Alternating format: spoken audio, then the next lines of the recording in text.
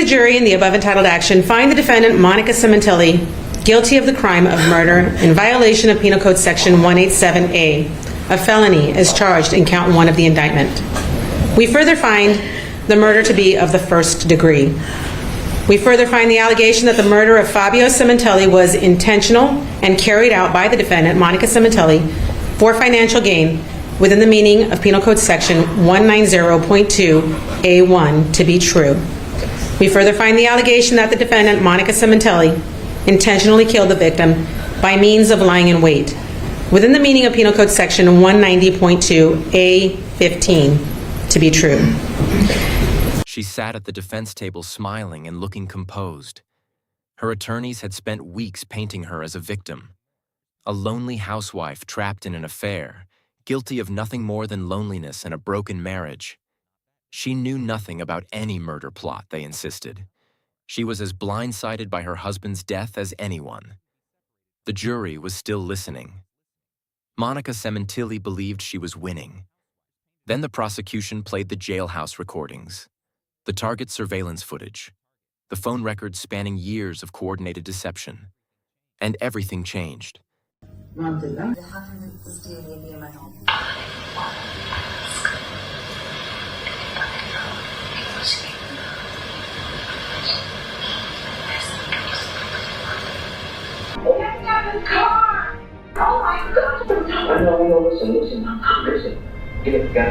Those were Monica's own words, captured in a police vehicle while she sat handcuffed, believing no one could hear her. What you are about to watch is the moment Monica Sementilli's story collapsed under the weight of its own contradictions. The moment her alibi, a shopping trip to Target, stopped protecting her and started incriminating her. The proof of what truly happened on January 23, 2017 was preserved in phone records, neighbor security cameras, Wi-Fi data, and her own voice on tape. This is the true story of Fabio Sementilli, celebrity hairstylist, devoted father, and a man who had no idea his wife had been quietly planning his death. Every detail that follows has been drawn from court testimony, police interrogations, surveillance footage, and trial records. If this story already has you hooked, hit that like button and subscribe to our channel so you never miss what's coming next. Every click helps these stories reach the people who need to hear them. Fabio Sementilli did not inherit his success. He dropped out of high school in Toronto, a decision that could have defined the ceiling of his life. Instead, it became the starting point of something extraordinary. He and his sister Mela opened a small salon together after she completed beauty school, pooling whatever they had and betting on themselves in a city that was not yet paying attention. The early years were lean. Chairs sat empty more often than not. The phone was quiet. The bills were not. But Fabio was the kind of person who treated every setback as information rather than defeat. He studied the craft obsessively. He refined his technique. He built his name one satisfied client at a time, slowly and deliberately, until word spread the way it only does when the work genuinely earns it. Eventually, his salon became the place in Toronto. Celebrities sought him out specifically. Jennifer Lopez, when performing in Canada, requested Fabio and only Fabio to style her hair. That is not the kind of reputation that arrives by accident. That is the result of years of relentless work and genuine artistry. It was during this ascent that Monica entered his world. She was a makeup artist and hair model, working in the same professional circles, fluent in the language of beauty and performance that Fabio had made his life. And according to Mela Sementilli, the connection between them was immediate and intense. They were drawn together by a shared passion for their craft, a shared ambition, and a romance that moved quickly because neither of them saw a reason to slow down. They married. They had 2 daughters, Isabella and Jessica. They built a life in Toronto surrounded by extended family and the community they had both grown up in. For years, by every outward measure, the Sementillis were the couple everyone admired, talented, successful, devoted, happy. Then Wella came calling. The international beauty company offered Fabio the position of creative director for North America. It was the kind of offer that redefined everything. More authority, a larger salary, international travel, and a platform that matched the scale of what he had spent his career building. The only condition was relocation. Toronto for Los Angeles, Canada for California. Monica did not want to go. She had grown up in Toronto. Her family was there. Her roots were there. Town and Country magazine later reported it plainly. Monica Sementilli had not been excited about the move to Los Angeles. She came from a large Italian family and had no desire to leave them behind. But Fabio's career was the engine, and the engine was pointed west. They moved anyway. In Los Angeles, Fabio Sementilli became something larger than he had ever been in Toronto.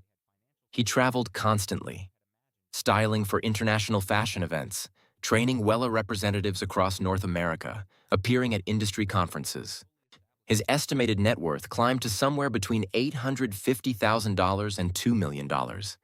They lived in a stunning home in Woodland Hills, one of the most sought-after neighborhoods in the San Fernando Valley. Their daughters attended excellent schools. By any reasonable measure, the American dream had arrived precisely on schedule. But underneath all of it, something was quietly breaking. Isabella and Jessica were teenagers now, absorbed in their own lives. Fabio was almost never home. And Monica, who had left her family, her city, and her own professional identity to make this life possible, found herself spending day after day alone in a house that was beautiful but empty. No career to anchor her. No extended family nearby. Just the silence of a life that had been built entirely around someone else's ambitions. Monica was bored. Monica was restless. Monica wanted something of her own. Keep that detail in mind. In 2016, she joined a fitness gym and racquetball league in Westlake. She threw herself into it, working out for hours, playing racquetball regularly, building a new social circle inside those walls. Friends and family noticed the change. She was energized in a way she hadn't been in years. She was spending more and more time at the gym, with people her family had never met. Deborah Obad, a longtime family friend, saw it clearly. She watched Monica's new friendships forming and felt something was wrong. She warned Fabio directly. Pay attention. Watch who Monica is spending her time with. Something about this circle doesn't fit. Fabio didn't listen. After more than 20 years together, he had no framework for suspicion. He trusted his wife completely, and he had every reason to, or so he believed. On January 22, 2017, Fabio posted on Facebook. He wrote about the privilege of working alongside talented people, about serving thousands of customers with integrity, about the lifelong friendships his career had given him. He described himself as optimistic and driven. He said he refused to accept negativity. It was the last post he would ever write. At exactly 5:47 in the afternoon, Isabella Sementilli called 911.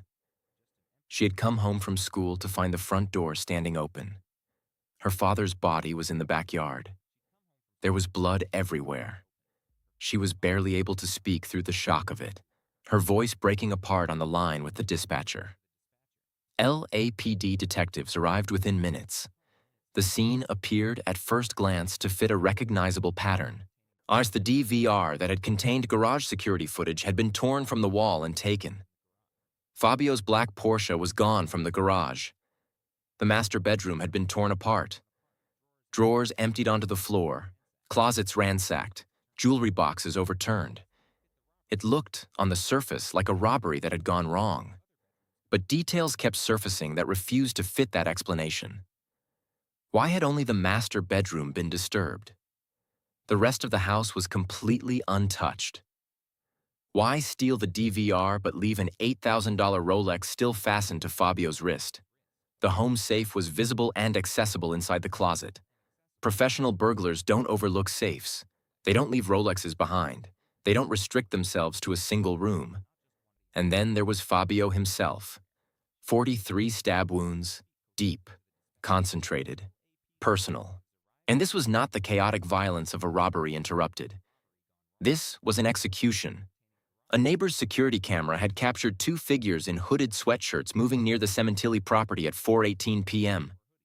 They walked with purpose, not like joggers, not like pedestrians. They moved like people who knew exactly where they were going and exactly how long they had.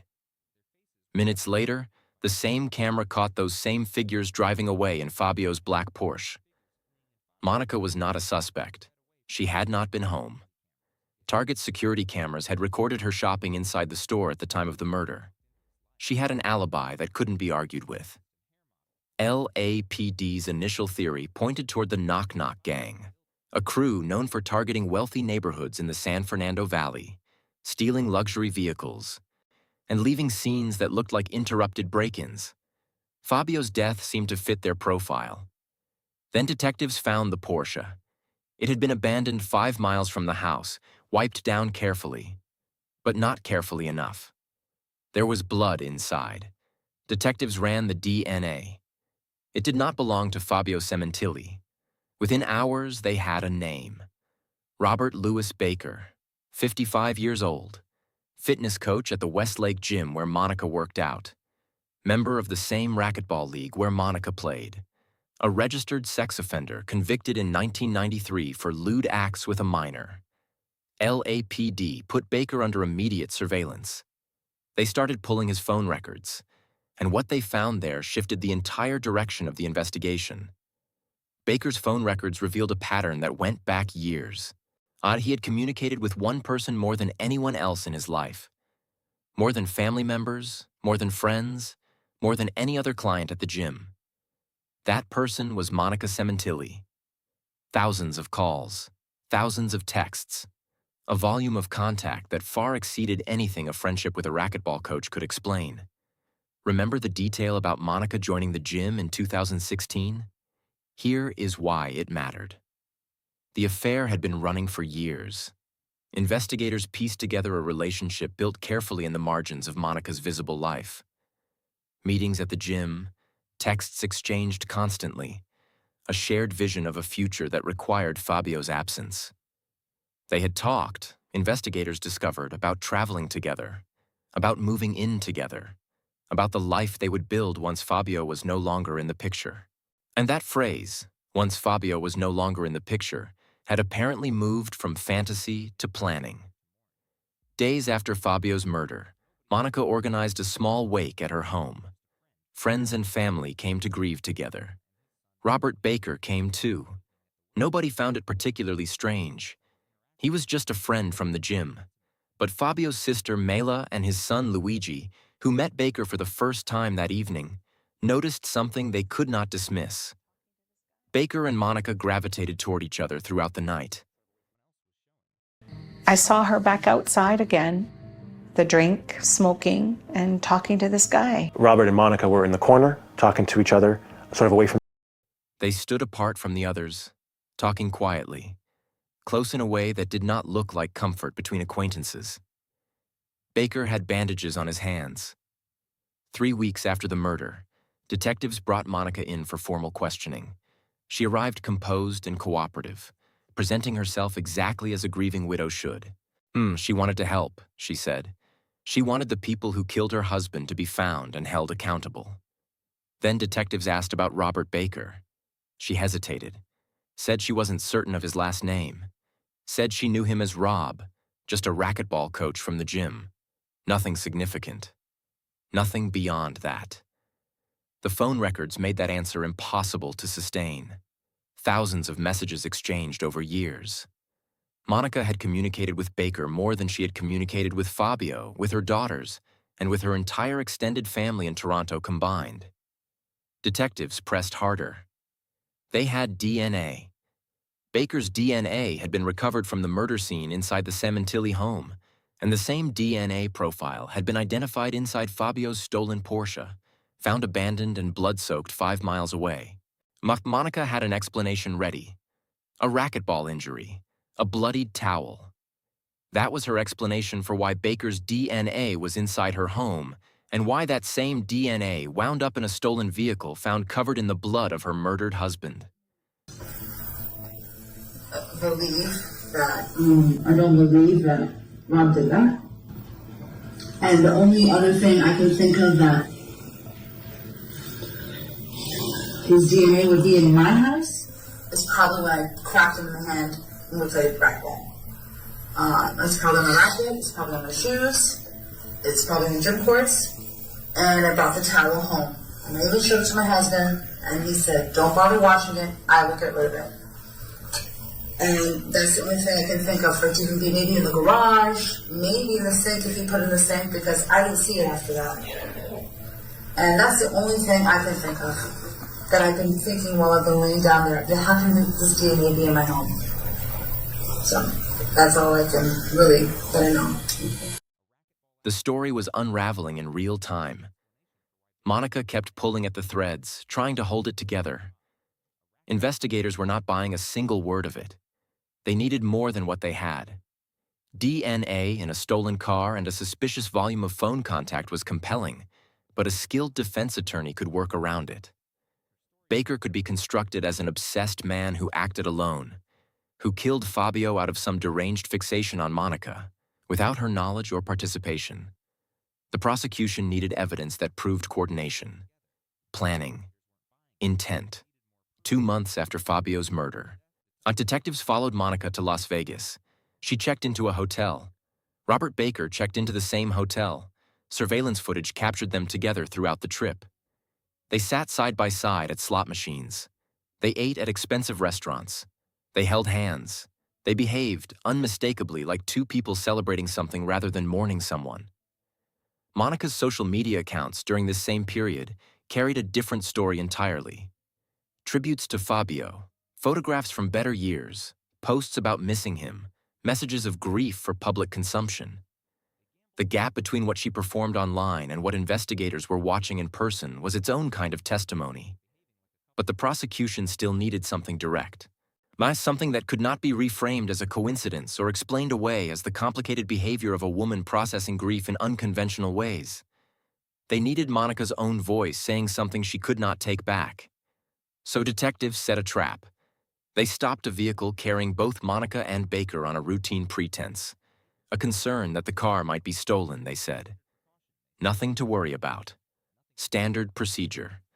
They placed Monica and Baker together in the back of a police vehicle, handcuffed but seated close to each other, while officers supposedly ran the vehicle's information.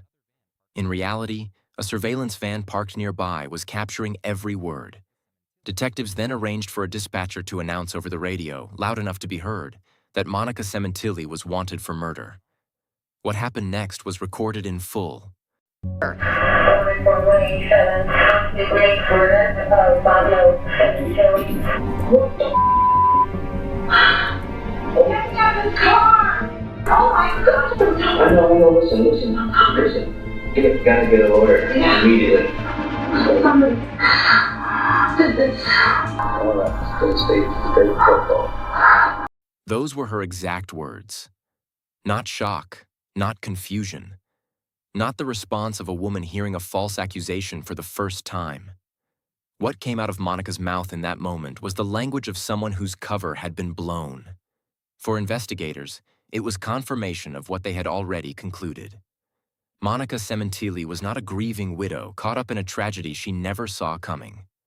She was a participant. Monica Sementilli and Robert Baker were arrested and charged with the murder of Fabio Sementilli.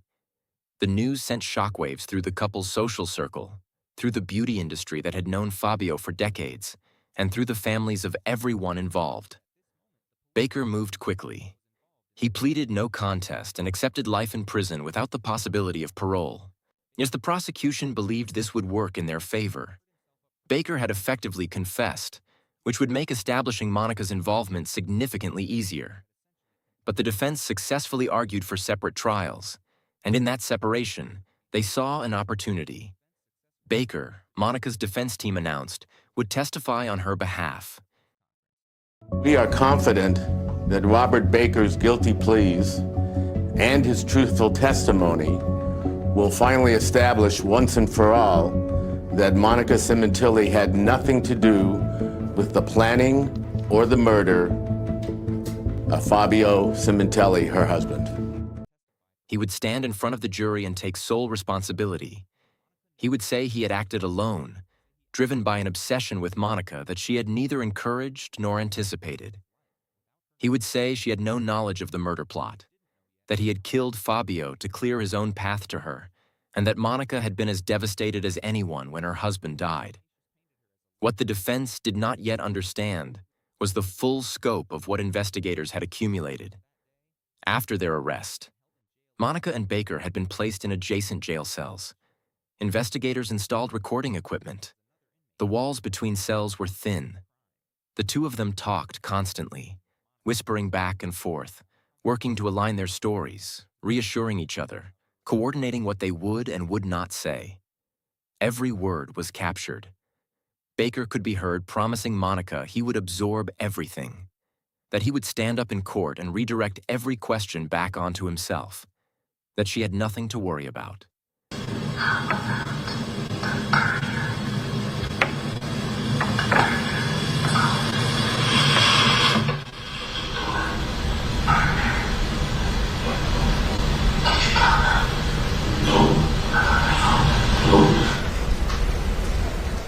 No, but if there's more evidence,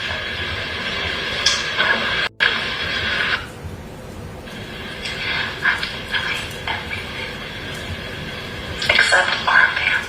Right. I'm not saying anything anyway.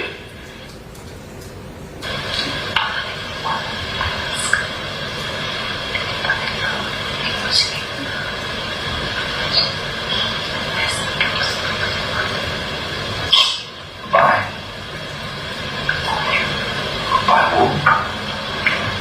Oh. Yours? Yeah. Oh. What do you think?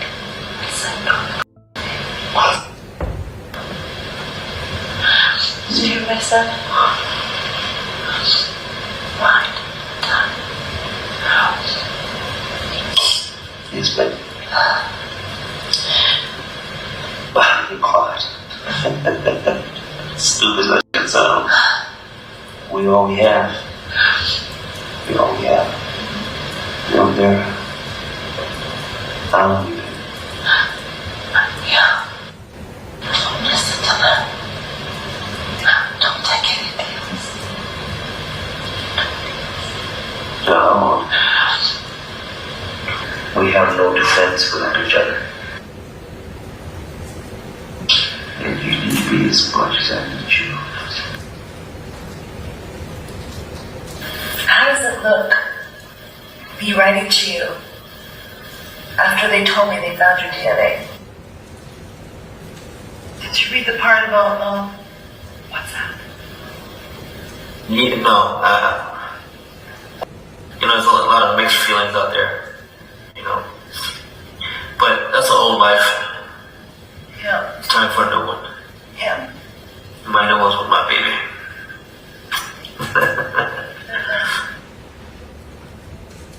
I know with you. Baby, I'll take you to my I love you. I'll take you there with me. Cameras.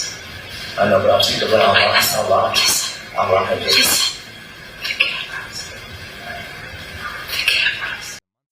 Monica had also spoken to an undercover officer placed in her cell block, posing as an inmate on an unrelated charge. She opened up more than she likely intended to. When the subject of Baker came up, she described him in terms that had nothing to do with grief or distance. She was not talking about her husband. She was talking about the man whose DNA had been found at the scene of Fabio's killing.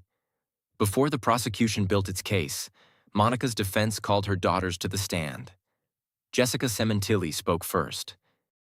She moved away from her own life and family to support my dad's career. And she did it without asking for anything in return. She gave her entire self to us. She was always there at every school event, every heartbreak, every milestone. She's the most supportive, selfless, funny, and loving person that I know. And she's strong. She taught my sister and I what it means to be a woman, to show up, to fight for your family, and to give love freely. Growing up, I had a learning disability in math, and there were so many teachers I told my mom that college wasn't in the cards for me. But my mom never let me believe that. She told me I could do anything I set my mind to. And because of her, I not only went to college, I made the dean's list, I graduated, I got into the #1 public university in the country, and now I'm earning my master's degree. That's the power of a mother's love. Isabella Sementilli followed with testimony that described a mother who drove her to school. My mother was the best. She did everything for me. She gave up her career, left her family, all to support my dad and give us a good life. She encouraged me to try new things, drove me to and from school, friends' houses, rehearsals, helped me with homework, all with a smile on her face. She built up my self-esteem after a heartbreak. She let me wear her dresses to school dances. She was reliable, and I trusted her with anything. Two young women describing a mother whose love had been foundational to everything they had built for themselves. The courtroom felt the weight of it. But the law does not weigh love against evidence. And the evidence investigators had assembled was something Monica's daughters did not know existed.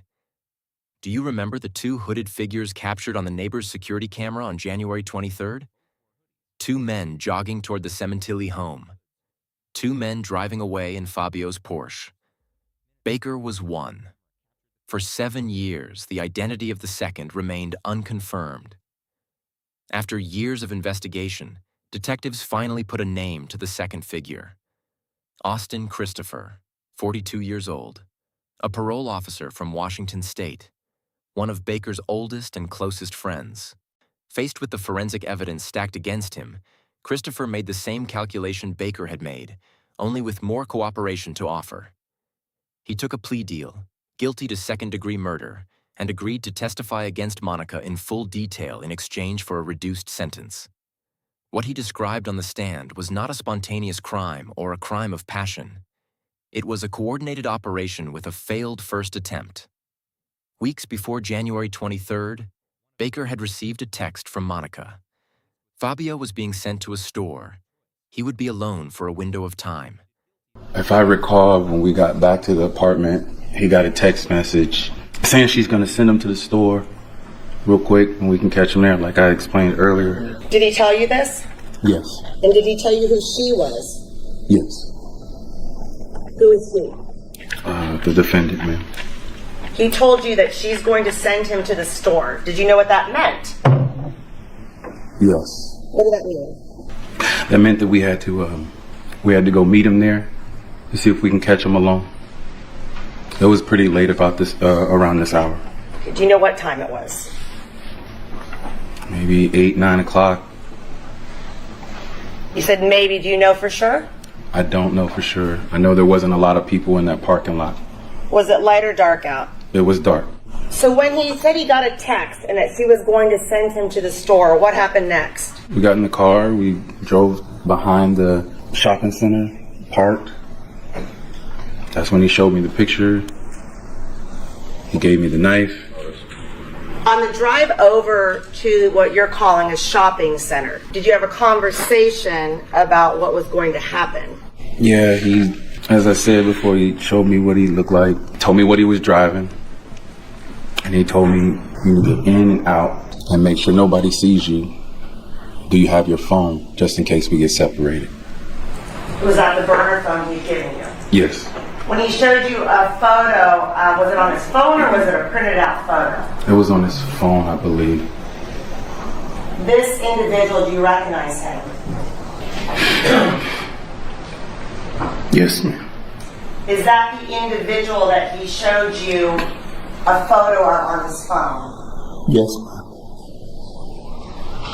Did he show you a photo of a truck or did he tell you about a truck? He told me about a truck. He said it's a dark pickup truck. Christopher testified that the parking lot was too exposed that night. Too many potential witnesses. And he pulled back. Fabio drove home from the store that night, completely unaware that two men had been waiting in the dark to kill him. Then came January 23rd. On January 23rd, 2017, did you formulate or have a conversation with Baker about a plan to kill Fabio? No, I don't. Not that I could recall a whole plan when he got home. It wasn't until later that day where he said, she's gonna go to the store and he's gonna be home alone. That's what he told me. And then it was a nonverbal look I gave him, I was like, I'm okay. And he said, what if I go? You come with me. What did you take that to mean? That he was gonna go through with it. Through with what? The killing of the victim. Prior to this conversation, had Baker ever indicated that he was going to be the one that participated in the actual killing of Fabio? No. Okay. So he's now volunteering to do it with you? Yes. But at this point, when you woke up, you thought it was over and it wasn't happening, correct? That is correct. All right. What did you say when he said that? I didn't say anything. He knew that she was going to go to the store and that Fabio was going to be home alone. It was a text he got. He kind of jolted. He said, yo, she's home. He's home alone. You can go now. And I explained that was that nonverbal look of, I'm not doing this. And he said, what if I go and you just come with me? He asked me what size I wear and just gave me some clothes to put on. Did Baker ever tell you that earlier, while he'd been out and you'd been at the apartment, he had met the defendant at Target? No. Did he tell you he even went to Target? No. He said he asked you what size you were. What did he give you? He gave me a jacket, a pullover hoodie, sweatpants, and shoes. Did you say why he was giving you that? No. The clothing that you already identified as you and the person in the back, is that the clothes that Baker gave you to wear? Yes. Did you ask him, why are you giving me these clothes? I did. And he just looked at me with the stop playing with me and put them on. And I just did it. What about Baker? Was he wearing what we saw in the photograph just there? Yes. It was like a Sean John sweatshirt? Yes. Okay. Baker knew the security code. He knew which door would be unlocked. He knew exactly where Fabio would be. Christopher described what happened inside the house with a bluntness that silenced the courtroom. He said the door should be open. He opened the front door and I followed him in. And in the hallway at the entrance of the door, he said he should be out back. He told me to stay low, and he creeped ahead and made sure he wasn't seen. And then he opened the door. He said on the count of three, you're gonna hold him down. And he opened the door and he held his mouth, couldn't scream. And he started stabbing him. I'm sorry. And then he left and started running through the house and told me to go get in the car because he knew the car was in the garage. After it was done, Baker ransacked the master bedroom to stage a robbery, took the DVR to eliminate the garage footage, and sent Christopher to get the Porsche from the garage. They drove it 5 miles away and abandoned it. The testimony confirmed what investigators had suspected from the beginning. Monica hadn't simply known about the murder. She had orchestrated it from the inside, sending the text that triggered it, ensuring the door was unlocked, removing herself to Target to establish her alibi. While Baker and Christopher were killing her husband in the backyard of their Woodland Hills home, Monica Sementilli was at Target. The store's security cameras documented her moving through the aisles, pulling items from shelves, placing them in her cart. She appeared calm, unhurried, and she looked like any other person running errands on a Tuesday afternoon. That footage had been her alibi from the moment she became a person of interest. But digital records told a different and far more disturbing story. At 4:18 p.m., the exact window during which Fabio was being killed, Monica's phone connected to the Wi-Fi network of her own home. From Target's parking lot. Her phone did not simply check a message or refresh an app in that moment. It consumed a significant volume of data in a very short period of time. Far more data than any standard social media or messaging activity would require. The Sementilli home had a Ring doorbell camera with live streaming capability. Prosecutors argued that Monica had positioned herself at Target to create an alibi, Eyes then accessed her home's live camera feed from the parking lot to watch the murder as it happened, to confirm that Baker and Christopher had followed through, that she had sat in her car, watching her husband die in real time to make sure the job was done. The defense pushed back. The data was encrypted. No one could prove what specific content Monica had been streaming.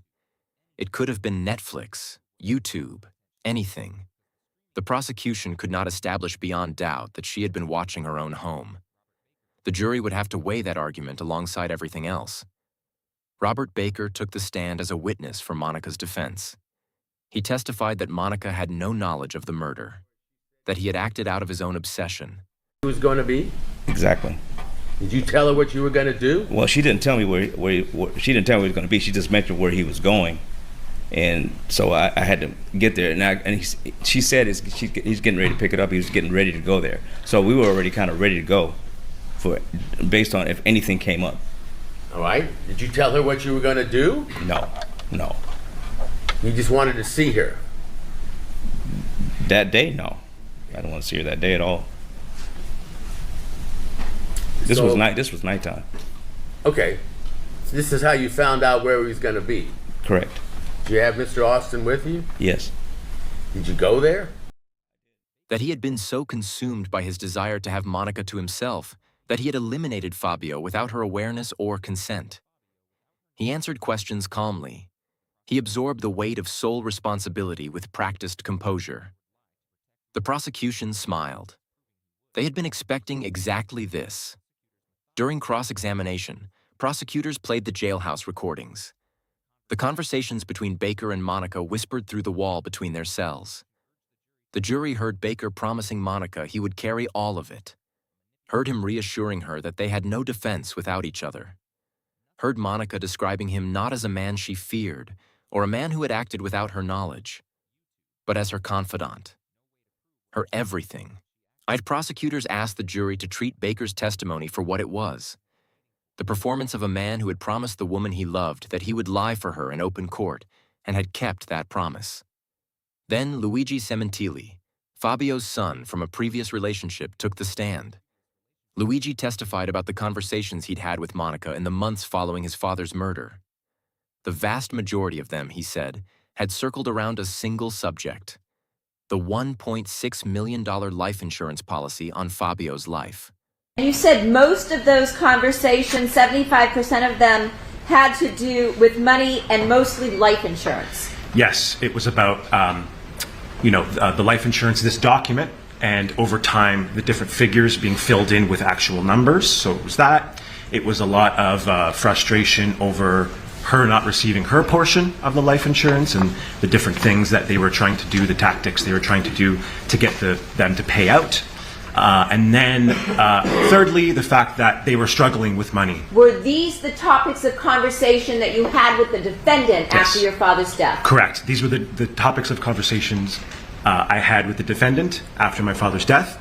And like I said, the vast majority of them pertained to life insurance, money, and the lack of money on a day-to-day basis now that my dad was not around. So she was complaining to you about the fact that she claimed she was having money problems. That's right.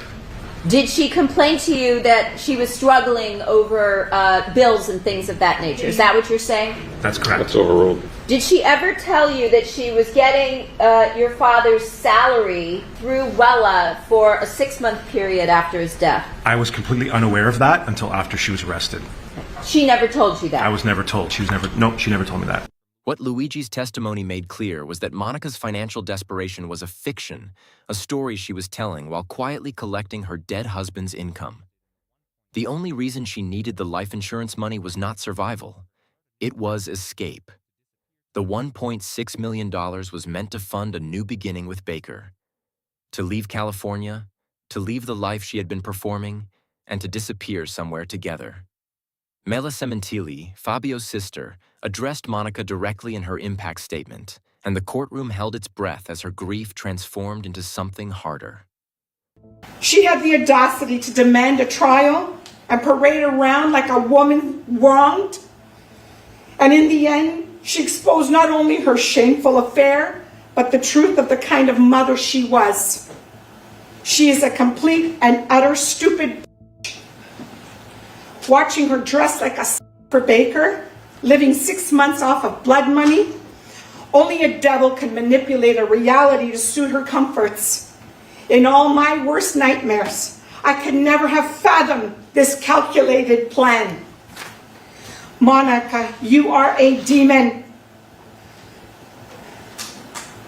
She can't even look at me. And all your actions and your deceit has told us so. I hope every blood dollar you and your Crescentini family have is used on meds. Traded a beautiful life for trashy garages, dirty beds, Pinot Grigio for tubes of from a repulsive convicted offender. The jury deliberated for 3 days. Monica sat at the defense table and held on to whatever she still had to hold on to. Her daughter's testimonies, Baker's denial, the encrypted streaming data that could not be proven. She had walked into this courtroom composed, and she was still composed now, still believing that uncertainty was enough, that the gaps in the prosecution's case were sufficient to carry her home. Then the foreperson rose. The smile was gone. The people of the state of California versus Monica Sementilli. We, the jury, in the above entitled action, find the defendant, Monica Sementilli, guilty of the crime of murder in violation of Penal Code Section 187A, a felony as charged in count 1 of the indictment. We further find the murder to be of the first degree. We further find the allegation that the murder of Fabio Sementilli was intentional and carried out by the defendant, Monica Sementilli, for financial gain within the meaning of Penal Code Section 190.2A1 to be true. We further find the allegation that the defendant, Monica Sementilli, intentionally killed the victim by means of lying in wait within the meaning of Penal Code Section 190.2A15 to be true. Dated April 11th, 2025, juror seat number 10, foreperson. In the same case, title, and cause, we, the jury, in the above entitled action, find the defendant, Monica Sementilli, guilty of the crime of conspiracy to commit murder in violation of Penal Code Section 182A1, a felony as charged in count 2 of the indictment. Dated April 11th, 2025, juror number 10, foreperson. Ladies and gentlemen of the jury, are these your verdicts? So say you one, so say you all. Monica Sementilli was sentenced to life in prison without the possibility of parole. Her attorneys requested that she be placed at a facility close enough to Los Angeles for her daughters to visit. The judge denied that request. She was sent to the Central California Women's Facility in Chowchilla. More than 200 miles from the city, she had refused to leave her husband over.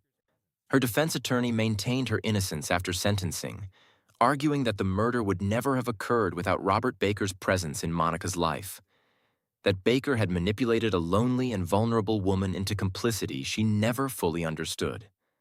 Monica's family released a statement vowing to exhaust every legal avenue available. Robert Baker is serving life without parole at California State Prison.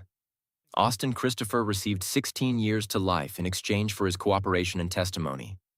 Monica's attorneys have filed multiple appeals challenging the admissibility of the jailhouse recordings and the interpretation of the Wi-Fi data.